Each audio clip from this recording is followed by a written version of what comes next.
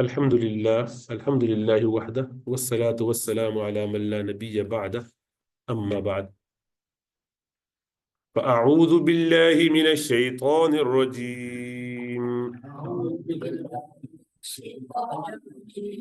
بسم الله الرحمن الرحيم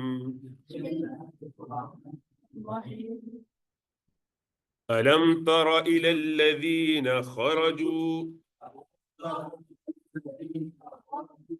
ألم تر إلى الذين خرجوا من ديارهم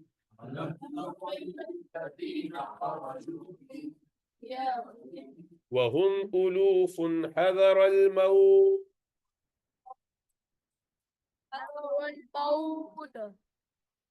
ألم means is and hal in Arabic are question, the auxiliary verbs as you use for do, am, are, like be. You can use as be or whatever is the situation. So did, lam is past form, did not. Alam, did not. Tara, see. Did you not see? Meaning, sometimes seeing mean, did you not hear about? Did you not see? Ila. Ila means towards or to. Alladhina, people, those people. Kharaju, they exited, they left. Min diyarihim, min, from. Diyar, diyar means houses, homes. Him, there. Those who left, who came out of their houses. Wahum, wa, while they were. Hum, they were. Wa, hum, while they were. Ulufun, what does uluf mean? Uluf is plural of alf. Alf means alf, thousand. Thousand. Uluf, thousands. And uluf is used for plural of higher number. So alf means thousand. The uluf is thousands. And that is jama. Kathra denotes 10 and above. Okay. So jama kasra means more than 10. 10 or more. So at least tens of thousands. There were tens of thousands. Hadar means fearing. Al-maut, death. So have you not considered those who left their homes in many thousands fearing death? So this is a story of a group of people. They used to live somewhere before Rasulullah sallallahu alaihi wasallam, and they had plague. So the plague virus, and people were dying left, right, and center. So they went out. All of them left the place to save themselves from the death. They didn't want to save themselves from, so they were running away from death. So they came out, tens of thousands, and they settled between two mountains in the open place, thinking that they will be okay. But obviously, can you run away from your death? No. Whenever it's appointed, you get it, wherever you are. It does not mean that you should go for the death, but whenever you are in that situation, you can't be leaving a place fearing that I would save myself from death. Whenever is the time for death, it will come. These people did not have that faith. They were a bit weak in that. So what they do, they did just ran away, thinking that we'll be saved. فَقَالَ لَهُمُ اللَّهُ مُوتُوا ثُمَّ أَحْيَاهُمْ. So, then, قَالَ, said, لَهُمْ, to them. Said to them, who? Allahu. Allah said to them, Mutu, die you all. Thumma, then, Ahyahum, gave him life. Who gave him life? Allah. Allah revived them. Allah brought them back to life. So Allah made them die all instantly. So what happened? They were there, and the angels, there were two angels on each side of where they were settled. They said, all of you die. Just with that command, they all died. Meaning, they announced their death, and they were all dead. So what happened? The people, they found out that tens of thousands of people are dead there, and started getting rotten, their bodies. They're getting the smell and stench. So what happened? They these people would come and they start looking at that and they were very scared of what to do. Then one of the prophets called Hizqeel alayhi salam, he was then Ezekiel, he was walking past that area and he looked at that and said, how would Allah subhanahu wa ta'ala bring these people back to life? These people, so this was after they buried them. So what they did, they just said, you know what, cordon it, keep this place here the way it is, and then they left. So long time later, Ezekiel alayhi salam, he was walking past that area and he saw that, and Allah subhanahu wa ta'ala ahyahum, brought them all back to life just by the command, and they could see the sign. So Allah subhanahu wa ta'ala wanted to show the Prophet and the people that you cannot run away from Allah. You cannot shy away or hide away from Allah subhanahu wa ta'ala's command. Whenever it comes, you will be there. So then Allah subhanahu wa ta'ala says, Inna Allah ladhu fadl ala nas. Inna Allah ladhu fadlin ala nas. ولكن أكثر الناس لا يشكرون.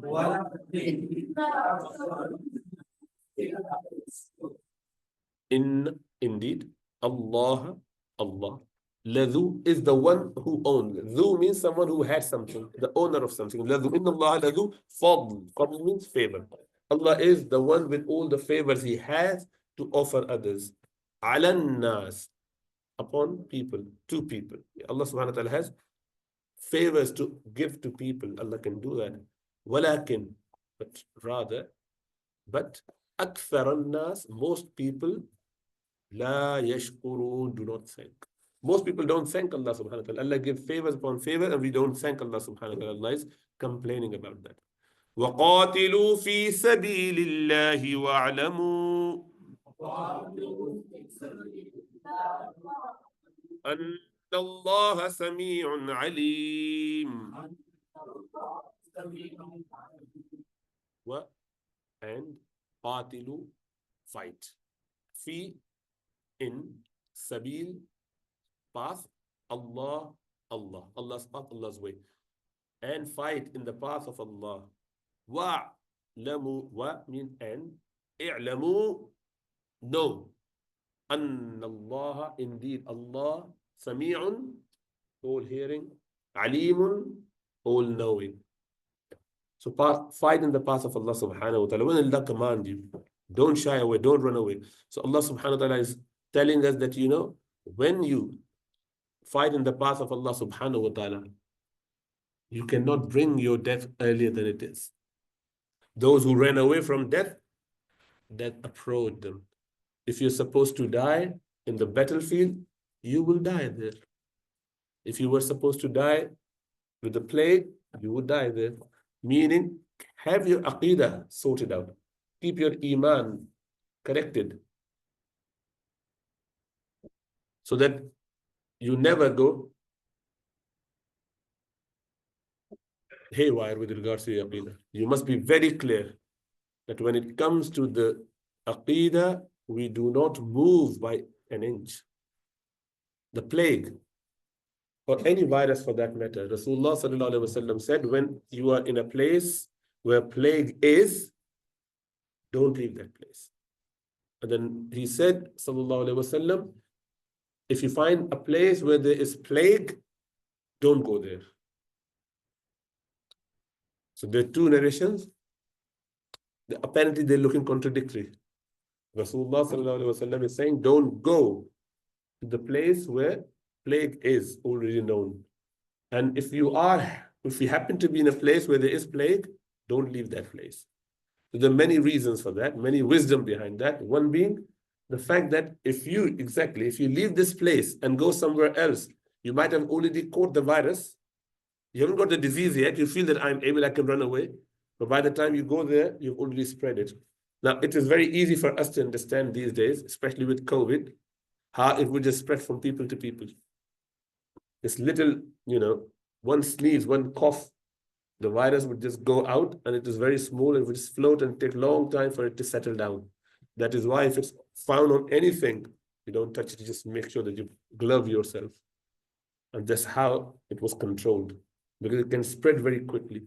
Plague is likewise. Plague is a virus where people, and you normally get it from, sick rats, big rats. And you will just continue to get cough and cold, and then, all sort of symptoms. You get a lot of what we call lymph nodes. The glands get swollen everywhere in your body. If it is bubonic plague, there are different types. And then you cough up blood. It's like TB. It's similar to TB. No, sorry, I mixed it with the leprosy. But leprosy is similar condition which can spread to other by touching and coughing. But this one is a virus, and then only maybe 70, 80, 100 years back, prior to that, whole of the village would be wiped out with that infection. When people get it, it means that it's a death sentence. Many Sahaba got shaheed when they had the ta'un of Amwas. In Arabic, it's called ta'un. Amwas. Amwas was the place, the first time it was identified when Sahaba were there in Syrian area, around that area, close to Palestine. And then Sayyidina Mu'az ibn Jabal, he got shaheed there. Do you remember Mu'az ibn Jabal? Yeah, the dua is, which dua Rasulullah advised him to recite after each prayer. Allahumma a'inni ala dhikrika wa shukrika wa husna ibadatik. And then another one was Abu Ubaidah bin al-Jarrah. What do you know about Abu Ubaidah? He passed away there as well. He was one of the 10 people who were given the glad tidings of Jannah. Ashara Mubashira. Abu Ubaidah bin al-Jarrah. Amazing companion. But they passed away. And there many others. Obviously, these were the leaders. So Allah subhanahu wa ta'ala then moving on to مَاذَا الَّذِي يُقْرِضُ اللَّهَ قَرْضًا حَسَنًا وَيُضَاعِفَهُ لَهُ أَضْعَافًا كَثِيرًا.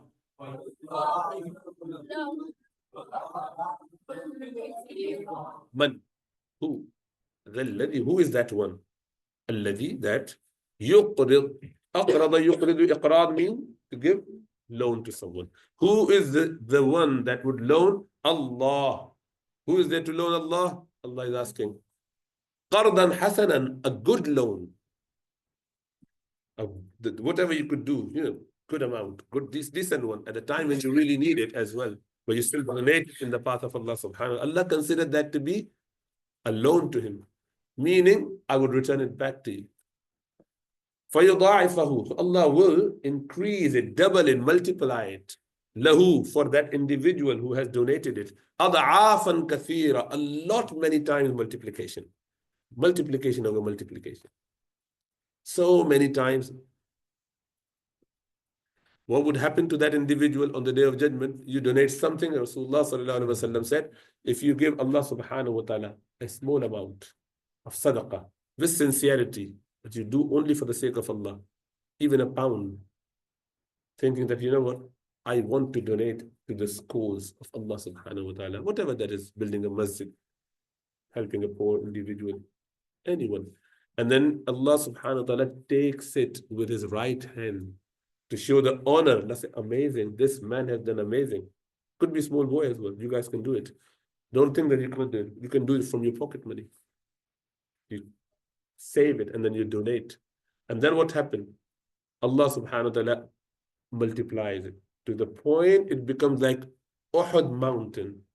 That small charity that you have done without thinking can go up and up and up to the point that it will become like Uhud mountain on the Day of Judgment. So Allah subhanahu wa ta'ala is encouraging us to do that. Wallahu yaqbidu wa yabsut wa ilayhi turja'un. Wallahu, and Allah, yaqbid means to qabz, to restrict, to restrain, to take back. And wa yabsut, to expand, give you more. So Allah is the one who restrain you, restrict you with your wealth, meaning Allah make you poor. And Allah is the one who makes you rich. Allah subhanahu wa ta'ala give you a lot. Wa ilayhi, and towards him is turja'un, you will be returned. You will be made to go back to him. You are going to go back to Allah subhanahu wa ta'ala.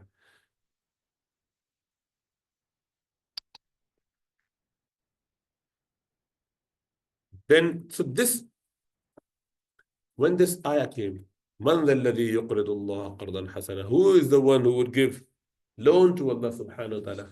The people became three types. They divided into three groups. A group of people came and they said, oh, see, Muhammad's God, God is poor now. He is in need of money. He's asking for money from us. He's so poor that he doesn't even have anything. Everything is just done.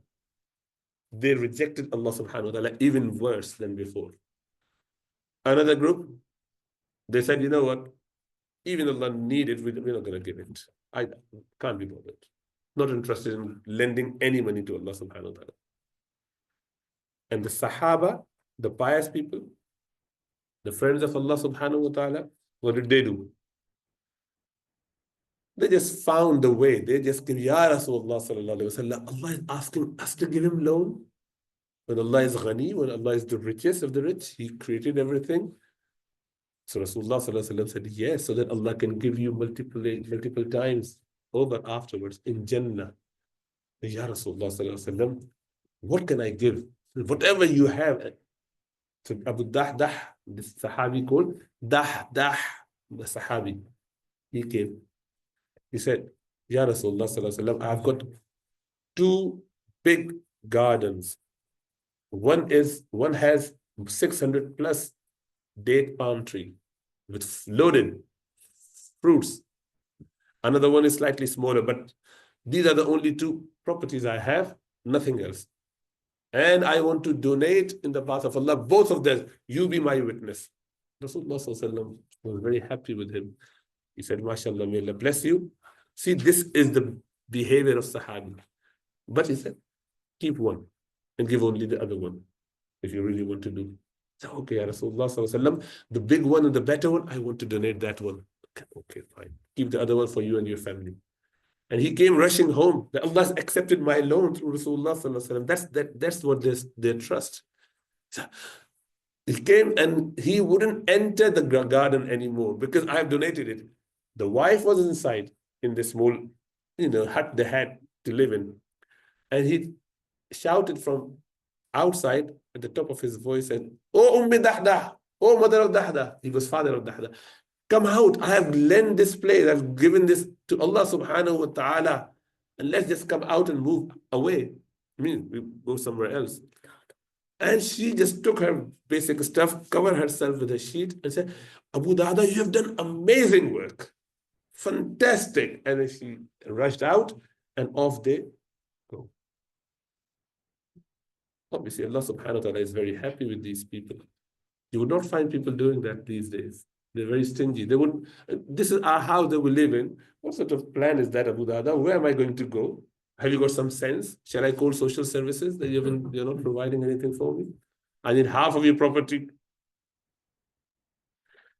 So Allah subhanahu wa ta'ala is saying that with regards to your wealth, with regard to your life, whatever happens, this is all apportioned to you by Allah subhanahu wa ta'ala. Allah is the one who gives you, Allah is the one who takes your wealth, your life, your whatever you have.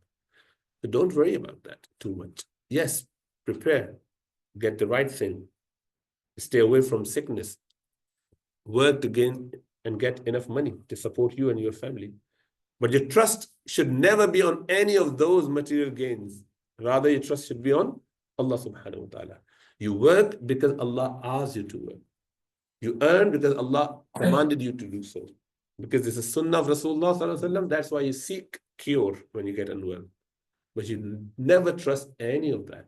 Because many people have the means to cure, but they don't get cured. Many people have enough wealth, but they cannot increase their longevity, cannot extend their life by any means. So it's not about money. It's not about the means. Means are there in order for us to take, in order for us to obey the command of Allah and Rasulullah sallallahu alaihi wasallam. Never about those things. We do not trust those asbab. ألم تر إلى الملأ من بني إسرائيل من بعد موسى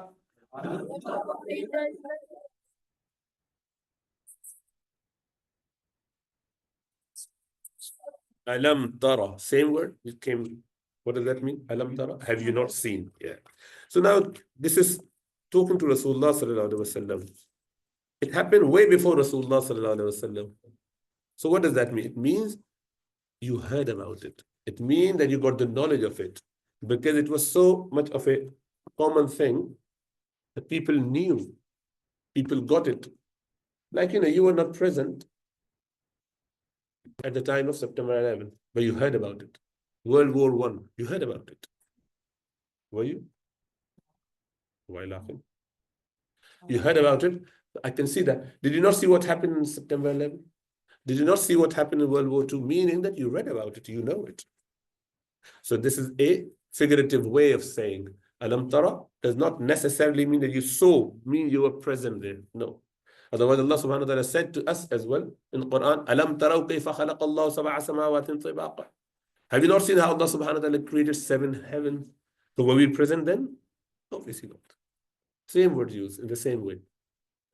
So it does not mean that you saw Alam Tara kayfa fa'ala rabbuka bi ashabil fil. What happened? Did you see how Allah subhanahu wa ta'ala done to the people of elephant, meaning Abraha and the people? We were not present there. All it means that you heard about that. You know. So Alam, did you not see? Tara ila al-mala'i, to the mala are the assembly, the elite, the top people, the government officials, the House of Commons. So anyone who is in the courtiers. Min Bani Israel, from the children of Israel, from Bani Israel, min ba'di Musa, after Musa alayhi salam. So that's another story. What happened there? إذ قالوا لنبي إذ قالوا لنبي لهم ابعث لنا ملكا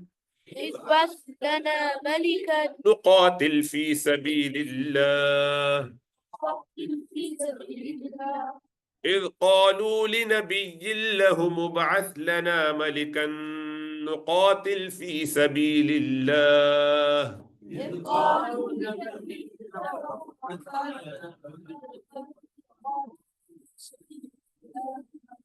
قالوا, when they said لنبي, to the prophet, their prophet, لهم, to them, whatever was their prophet, ابعث لنا, send to us, select someone as among us, malikan, a king. We want someone to be our head. Make someone our king. Nuqatil fi sabilillah. We will fight in the path of Allah. Allah wants us to fight, we will fight. But give us a king, someone who could lead us into this fight. قال هل عسيتم إن كتب عليكم القتال ألا تقاتلوا.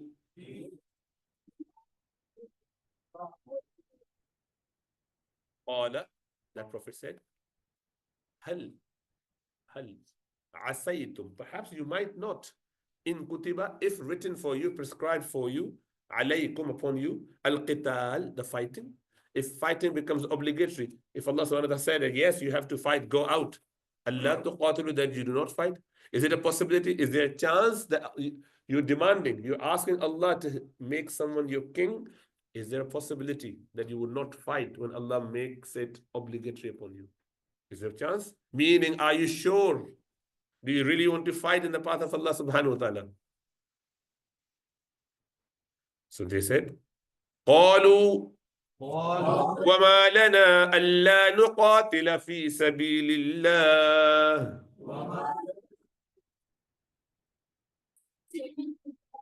وقد أخرجنا من ديارنا وأبنائنا.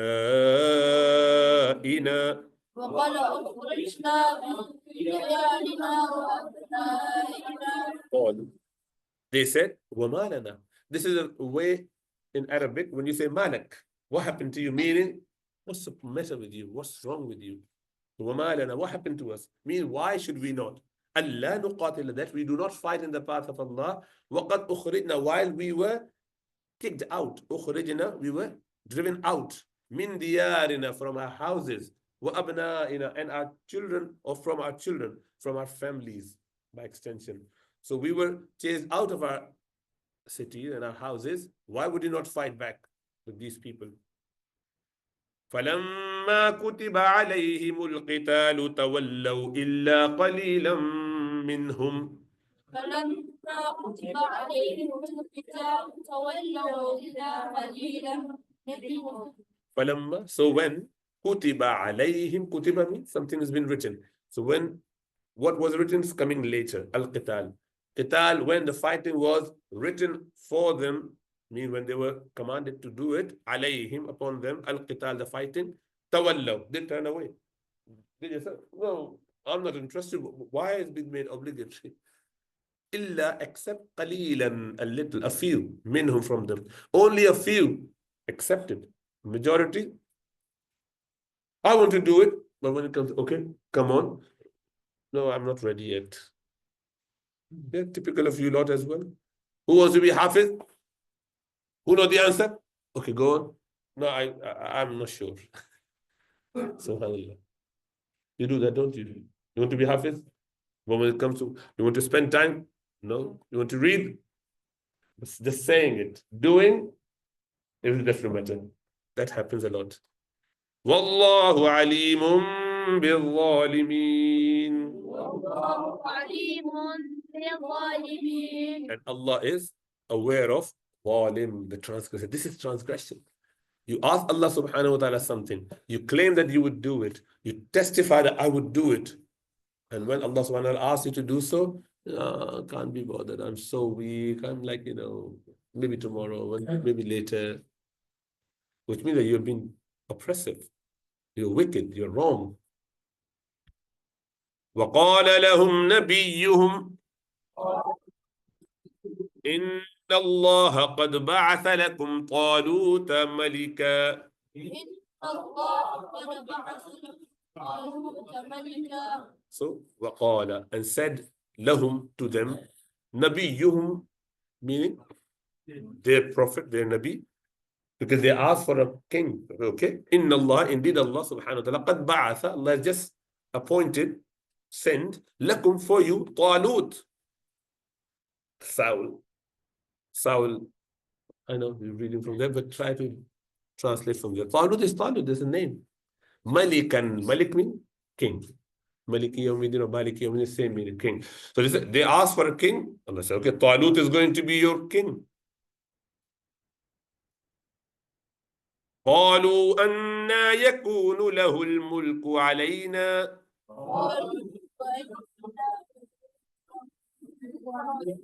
قالوا أنا يكون له الملك علينا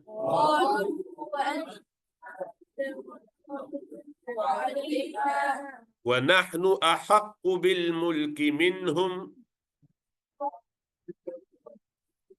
ولم يؤت سعة من المال وقال and قال said. Who said? نبيهم, their prophet. لهم means to them. So their prophet said to them, means responded back to them, Inna, indeed, Allah قد بعث, has just, lakum, for you, Talut, king as a king. We've done that. قالوا, they said, Anna, how come?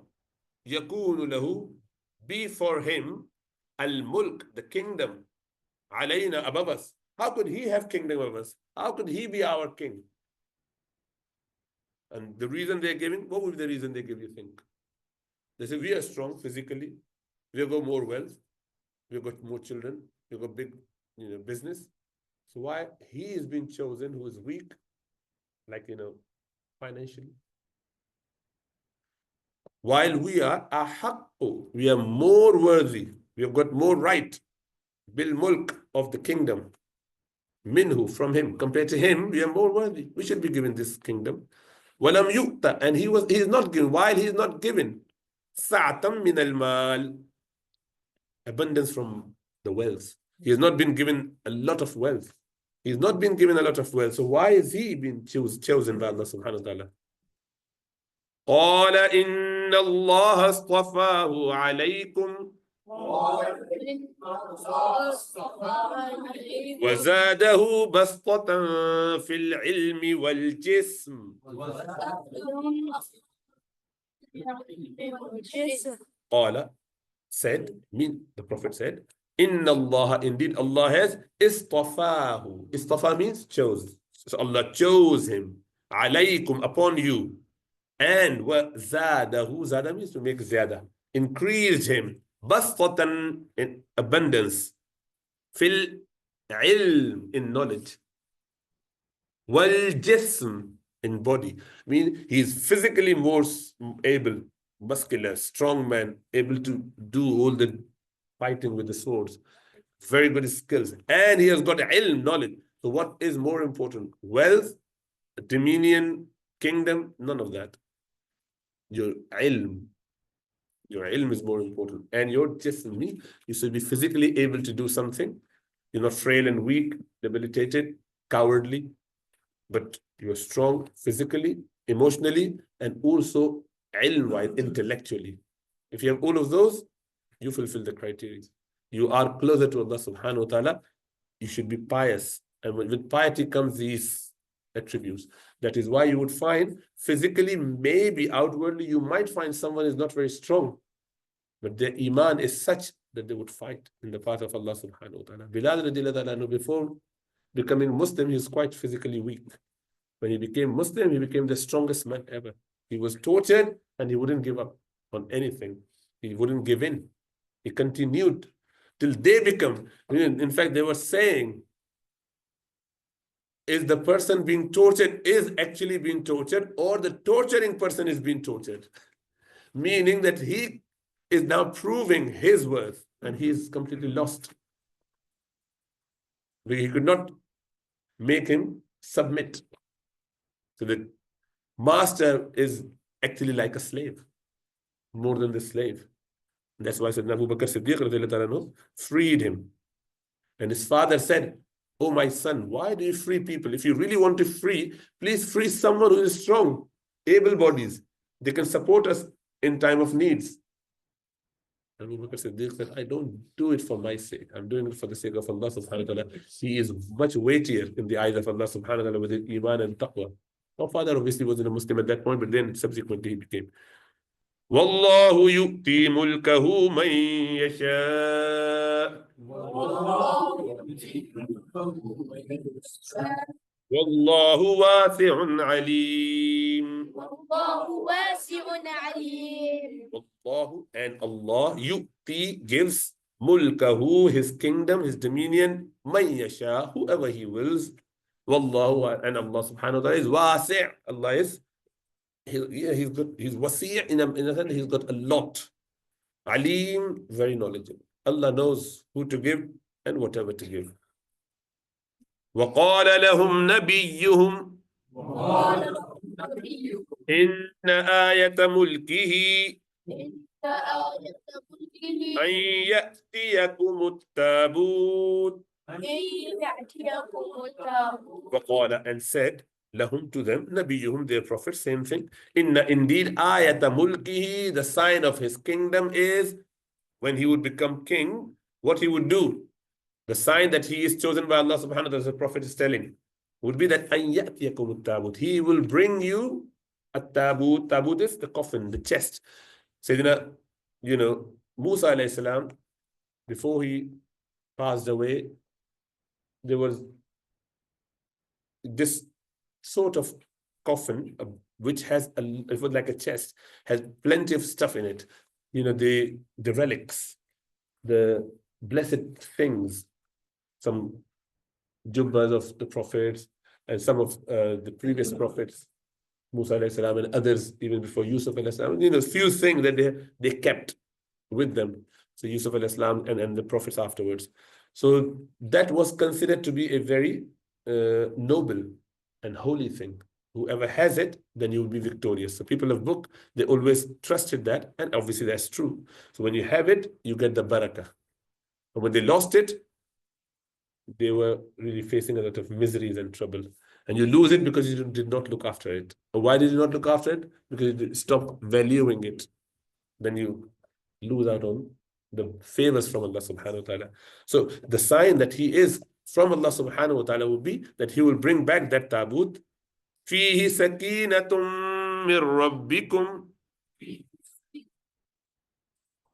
وبقية مما ترك آل موسى وآل هارون تحمله الملائكة الملائكة فيه in it sakina. In it is sakina, the tranquility, the assurance from Allah subhanahu wa ta'ala. Min rabbikum, from your Lord. وبقية, and left over. Mimma taraka, from the inheritance, from whatever was left behind by Alu Musa, the family of Musa alayhi salam, wa Alu Harun, and the family of Harun alayhi salam, tahmiluhu, carrying it, al malaika, the angels are carrying it. So angels are carrying it, bringing it back to you. When he is king, he would get it all back. Enemies have taken it from you, he will bring it back. That is the sign that he is a true king. إن في ذلك لآية لكم إن كنتم مؤمنين. إن في ذلك لآية لكم إن كنتم مؤمنين.